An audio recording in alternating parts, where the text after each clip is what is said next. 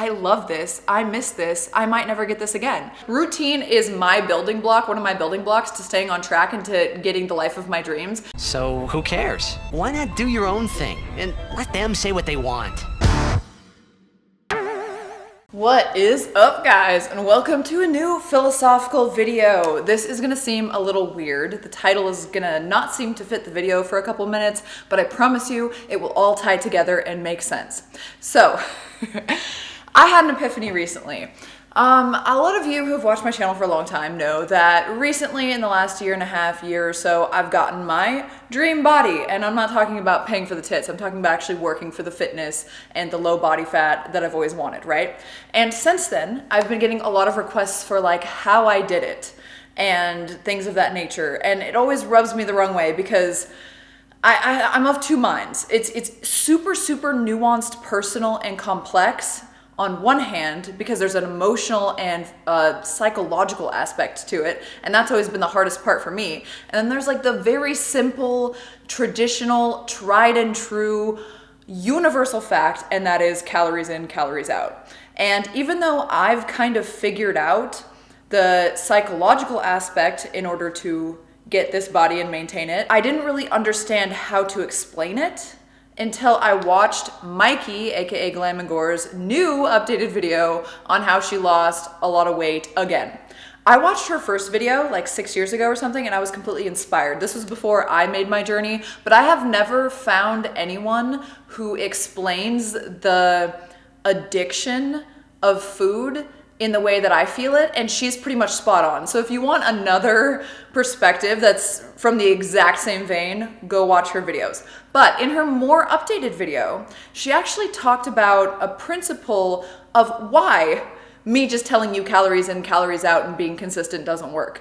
And she really hit the nail on the head about the psychological shit that's going on. And she explained it in a way that really just like, it made an epiphany go off in my head. She was saying something like, and I'm gonna put the video down in the description because I really do want you to watch that video. It's gonna be much more thought out. She clearly had like a script or something and did it really well. And I will be making my weight loss video if you're interested in that. It's just gonna take a little bit, and I'm still processing this new epiphany, and I wanna actually put it into that video that I make. But for now, her video is basically gonna be a mirror of mine. It's basically the same thing. She was saying that like, if you have a goal in life, a true goal in life where you're like, I want this for myself and it's not society telling me that I want it, I just really have always wanted this thing and it's very important to me and it's who I want to be, and you're not doing the steps, the very obvious steps in most cases, to get there, it's because of a fear of some kind psychologically or something that you're actually lacking. And her example was, for her, it was hard for her to stay on track because every time she thought about not eating her favorite foods or something, or not eating really good foods, it made her fear a lack of freedom. So she really wants freedom, and the idea of having a restrictive diet or restrictions at all scares her enough into not doing those very simple, very easy things. And I think it can go even deeper than that if it's some kind of childhood trauma or something crazy. And this also tied in to a feeling that I had the other day, an epiphany that unlocked in my brain for how it's possible to have a video game addiction. Okay, so this is not actually about like video game addiction or actually about how video games are bad, but this is such an epiphany for how people get stuck into addictions, they get stuck into bad life habits, and maybe this epiphany that I have, if I convey it to you, it will give you an epiphany as well to kind of help you out. So this is what I'm trying to talk about today. So while I was playing video games on my birthday weekend last weekend, me and Hunter started playing Goose Game, Untitled Goose Game, and he's very finicky with video games. He likes video games that have where you have a lot to do, where you have chores. He just likes basically farming simulators or something, or like he really likes Cult of the Lamb because Cult of the Lamb you had to like cultivate your cult. No pun intended, well, pun intended, because if there's a pun with me, it's always intended. But he just really loves shit like that, like basically where stressed out Virgo organization shit, basically. So we played Goose Game and he didn't like it. There was like it was basically the fucking tutorial that we couldn't get past because there was a farmer and so going back a little bit, hopefully you guys like me rambling because this is not the channel for short, concise videos that are scripted. So Untitled Goose Game is a funny little game where you pretend to be a goose. Everyone knows like the vibe of a goose is that a goose is really fucking annoying, right? Or like an asshole. So the vibe of this game is to literally bother this farmer in the beginning in the tutorial. And one of the quests you have to do is to steal his hat, but it's like really hard to do, like mechanically, to the point where I'm like, this is actually turning me off from the game too. But Hunter was like, all right, I'm done with this game. So I'm like, all right, you know what I've really wanted to try? I've wanted to try 2-player Stardew Valley. I played Stardew Valley when it first came out, or maybe not when it first came out, but a long time ago. And it's such a bigger game now. It has 2-player, it has so many different farms, it has so much more. I'm so happy about that, and I've always loved that game, but I felt like I really played it to completion. So I was like, fuck, I don't even know how this game would work 2-player, but let's fucking try it.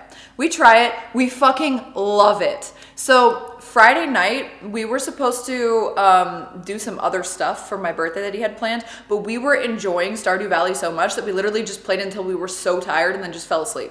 And then the next day we did everything normal, but then on our recovery day, we played a lot more Stardew Valley again until we were absolutely exhausted. But the last day we played it was supposed to be a get back to the routine day. It wasn't supposed to be a day where we are kind of just gluttons enjoying a cheat meal and celebrating my birthday. You know, it was supposed to be a day where we actually meal prep and get back to eating good and take a walk before we go to bed and then go to bed at a reasonable hour. We did the meal prep part, but then we just played Stardew Valley the whole day, and he was like, do you want to skip the walk?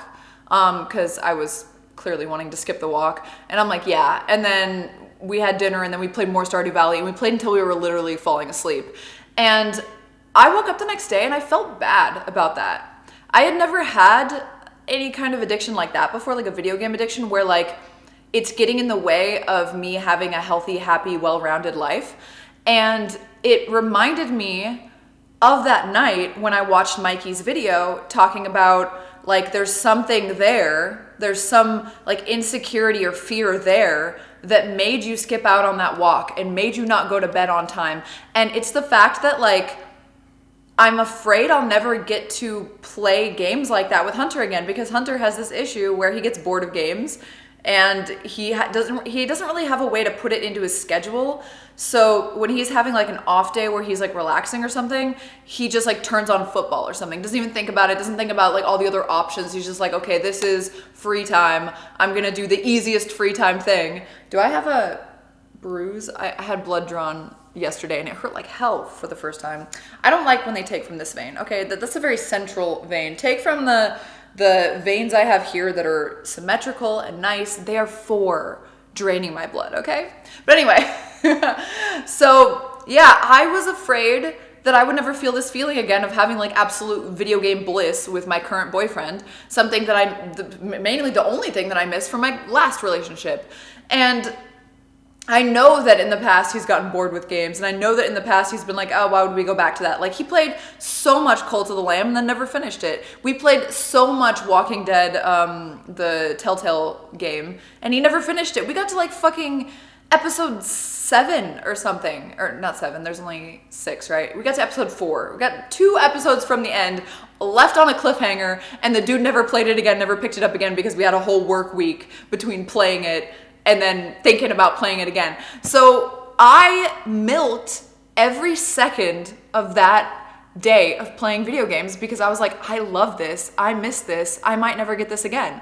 And so that was the fear that was more important to me than staying on track and reaching my goals. And like, I love routine.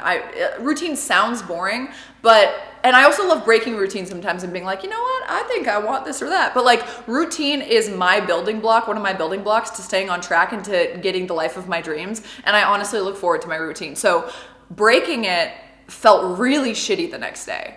And it's nice now that I've thought about it, that I have this kind of insight into what I need to look for when I'm fucking up. Even though I've figured it out, it's a lot of really personal shit that just works out for me. And I still need to actually deal with the root psychological stuff. So the food thing, I think for me, is a lot like Mikey. I wouldn't call it freedom, but I would call it like the fear of not having the good times of the cheat meal weekend, which are the times I always look forward to the most, honestly, even now. I fucking love a good cheat meal. A lot of the things that I do in order to have such a good cheat meal or have such a good weekend every week are crazy. Like I have weekly fasts just so I can afford to do that thing that I love so much. And I very much tie food in with a good time or in with relaxing. So like if I'm relaxing on the couch playing video games or I'm relaxing on the couch watching a movie or something, I am gonna wanna have a cheat meal rather than do the right thing and get up and make food, even if it's just like reheating food. I really crave good food alongside a good time, you know, like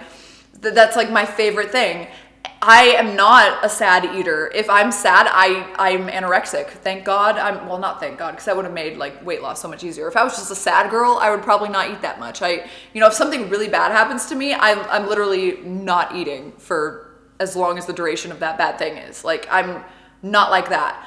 Some people are just like, stress and comfort eaters. It's not really like that for me. It's more like when I'm comfortable, you know what would be better? A whole ass pizza kind of thing. So I still have to delve into the food aspect of it, but it was very easy for me to see the path that I could go down, like with games and stuff like that, which I've never done before. Like me and Jay would do like a big game months or weeks or whatever, and yeah, I would feel like shit and it would be pushing me away from my goals, but that's kind of how we structured our lives. Like I would work literally 7 hours a day, 12 hours, 7 hours a day, 7 days a week, 12 hours a day, and then I would be like, you know what, let's take this week off, new God of War is coming out, we're just gonna play it 24/7, and then because I love the comfy times with good food, I would just have bad food that whole week and not actually stick to things that would be better for me, like getting up and taking a walk or something. Like we would still go to the gym because that was part of the routine, but like we would definitely just be lazy pieces of shit for literally the whole day. And it felt bad. It felt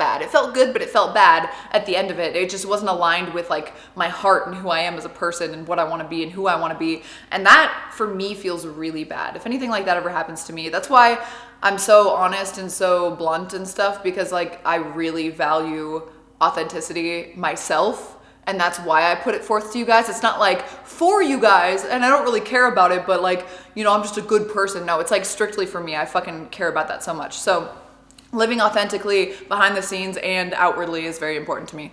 And I think Mikey kind of hit the nail on the head when she talked about like figuring out what is authentically you.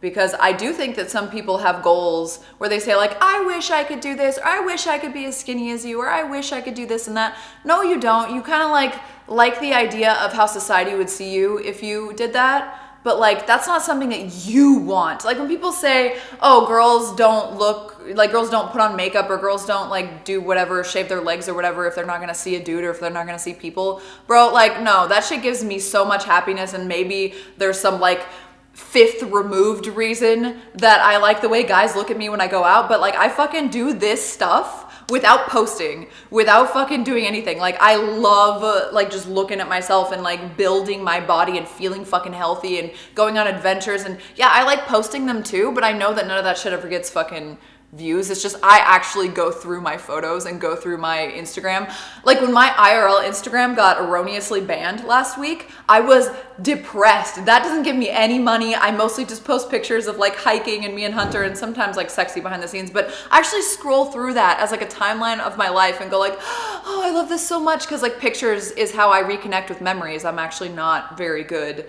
with memory naturally. It's more like I need the pictures in order to remember the good times. If we do like a whole trip and I didn't take pictures, I am like remiss, because that means a couple years from now, or even like a couple months, my memory is pretty shit. I should probably look into why. I think it's because I intake so much useless information and I kind of just like woo through the world and stuff. I don't know, but like I love pictures because they trigger memories for me. I love feeling fit and looking healthy because it makes me feel really good about myself and it makes me feel accomplished. And yes, there's other benefits. And yes, everyone wants attention to an extent, especially content creators, every single one of them, whether they look like me or whether they look like a cave troll and do fucking, I don't know, rot maxing or something, Look it up if you don't know what that is. Jesus Christ. But yeah, that's pretty much my thoughts on it. I think we did a good job. I have to jump on my spicy stream, which is a good segue into pushing y'all toward the things that actually make me money. Links are down in the description in my link tree, and I do a spicy stream on my VIP OF every single week. Right now it's Thursdays. It might change to Fridays, but it's free for all subs. So just all you gotta do is be an entry level sub, which is $4.90 or $9.99, I think. And then, yeah, I'm on every single week. We have cool, like, goals and things. We do cool, hot stuff. And then, of course, the PPBs and all the stuff I put on there. All the videos I put on there, super hot, very fun. So I hope to see you over there and on my Instagram if you're interested in watching my life. I have the IRL Instagram and the regular Instagram. I will see you guys soon. Thank you so much for watching. I will get the old F&M and some new F&Ms to you guys. I just have not had time to do that intensive of blur editing. It's kind of like it's a long keyframe process because I don't want to just like blur the whole frame. Like that would be lame. And so I have to basically re-edit the video, but with a lot more intensive editing than I had time for recently. So I will get to that soon, and we will do more of these videos, which, you know, hopefully we can just trend the channel that way and, you know, have more fun rather than have more sexy with the F&Ms, but still a little bit of sexy because, let's be honest, everything I do is gonna be fucking parenthesed. There's a better word for that. Front and end pronged with sexiness. It's gonna be surrounded by an air of sexiness. Love you guys. Talk to you next Friday, and I'll see you in the next video. I hope you have a wonderful weekend. And thank you so much for the birthday wishes. I couldn't get to all of them. Also, I was banned on Instagram because I was quoting someone saying something man-hating. Ridiculous. But anyway, the social medias have really not been nice to me this last month. Like, I've had so much issue with, like, I've had so many issues with, like, pretty much every, like, media platform, including the spicy ones. Like, oh my God. Had one of my streams taken down on the spicy sites because I mentioned a different spicy site in passing. Bye guys. Hope you have better luck in your endeavors related to work than I have lately, but I'm happy everything's good now. See ya.